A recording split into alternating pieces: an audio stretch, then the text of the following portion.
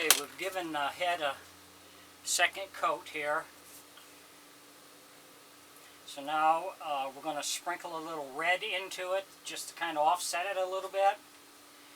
We'll do the same with the hands and the mouth.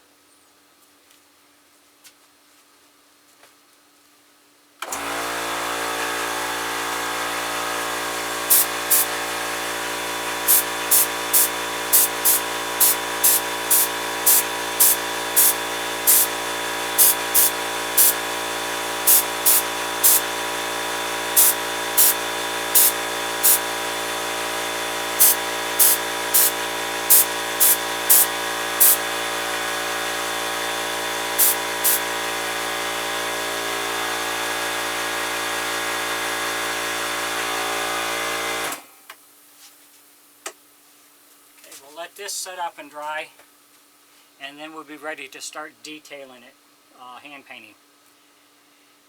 Thanks for watching.